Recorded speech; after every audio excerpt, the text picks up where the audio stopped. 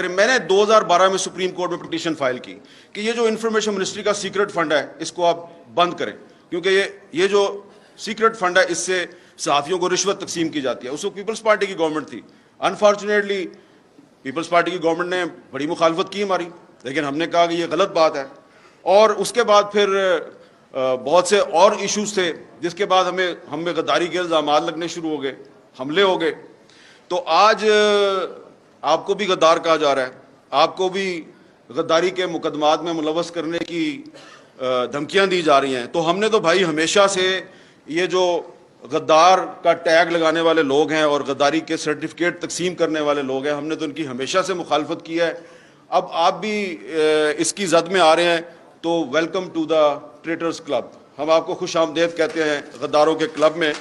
اس کی وجہ یہ ہے کہ میں ذاتی طور پہ ہمیشہ یہ کہتا ہوں کہ اگر کوئی مجھے غدار کہتا ہے تو 100 دفعہ کہے کہ میرے لیے فخر کی بات ہے. ہاں, اگر کوئی آپ کو پیٹریوٹ کہتا ہے تو پھر آپ ذرا مشکوک ہیں, کیونکہ پیپلز پارٹی پیٹریوٹ بنی تھی نا, پتہ نا آپ کو. تو مسلم لیگ کے اندر بھی جو گروپ بنے تھے قائد اعظم کے نام پہ, پتہ ہے نا آپ کو کس طرح بنتے ہیں. برا نہ بنائیے گا سرور خان صاحب.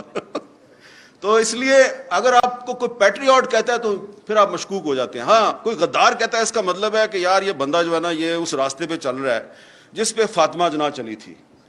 سب سے پہلے اس ملک میں مادر ملت محترمہ فاطمہ جناح کو جنرل ایوب خان نے کہا یہ انڈین ایجنٹ ہے, اور کہا کہ یہ غدار ہے.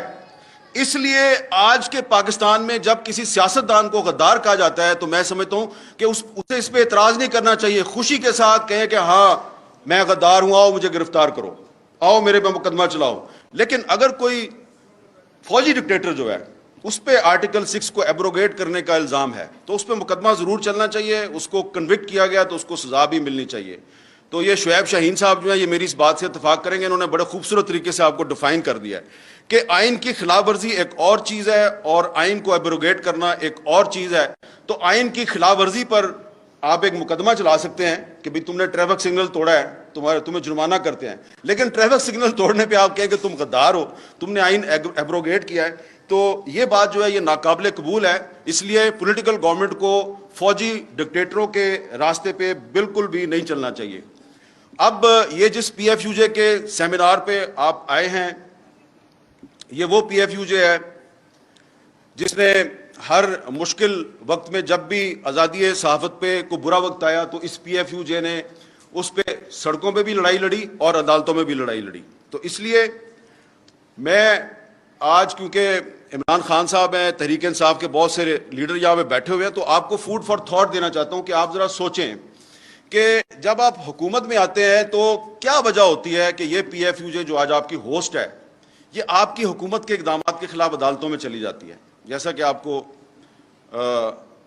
ہمارے دوست بتا رہے تھے کہ پیکا لا جو ہے یہ جب 2016 میں آیا تو مسلم لیگ نون کی حکومت تھی, اور اس وقت جب ہم نے اس لا کی مخالفت کی پیکا کی تو ہمیں کہا گیا کہ یہ آپ کے پیچھے ڈالر بول رہے ہیں. یاد ہے نا آپ کو, وہ ایک منسٹر ہوتی تھی ان کی, انہوں نے کہا آپ کے پیچھے ڈالر بولتے ہیں.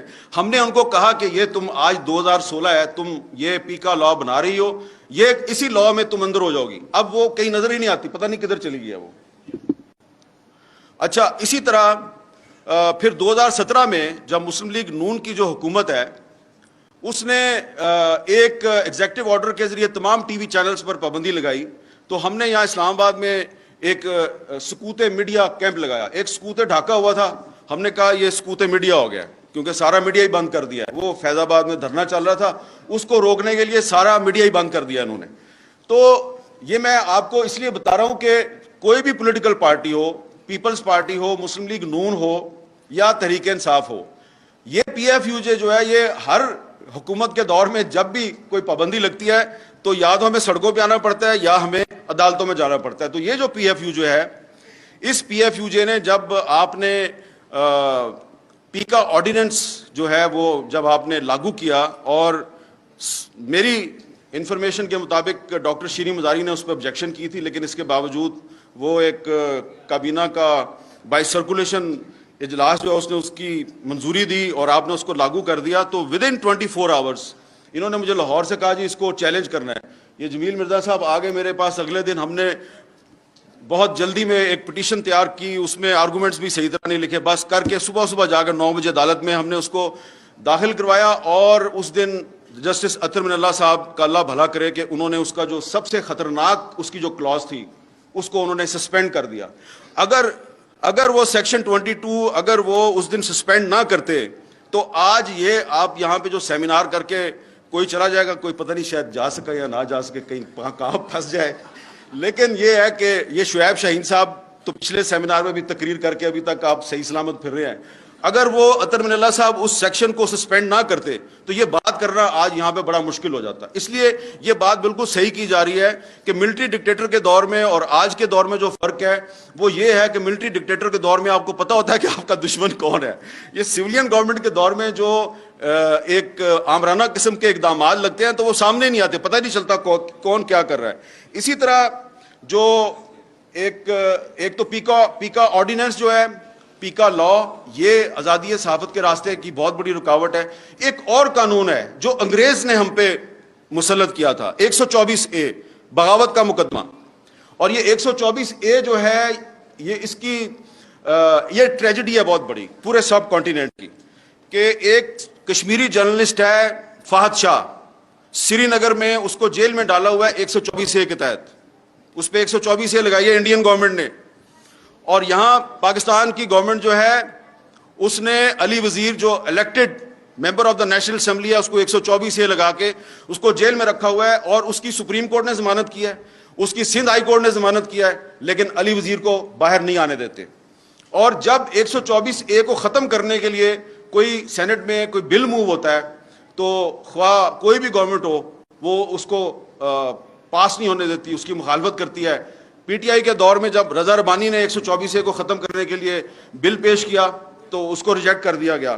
تو اس لیے اگر آپ چاہتے ہیں کہ پاکستان میں جو بولنے کی آزادی ہے اس کو تحفظ ملے تو یہ آپ کو پیکا لا ختم کرنا ہوگا، آپ کو 124A ختم کرنا ہوگا، آپ کو آفیشیل سیکرٹ ایکٹ ختم کرنا ہوگا، اور آرٹیکل 19 جو ہے، آرٹیکل 19 میں آپ کو امینڈمنٹ کرنی پڑے گی. آرٹیکل 19 میں امینڈمنٹ اس لیے کرنی پڑے گی کہ آرٹیکل 19 میں کچھ ایسی شرائط ہیں کہ آپ کی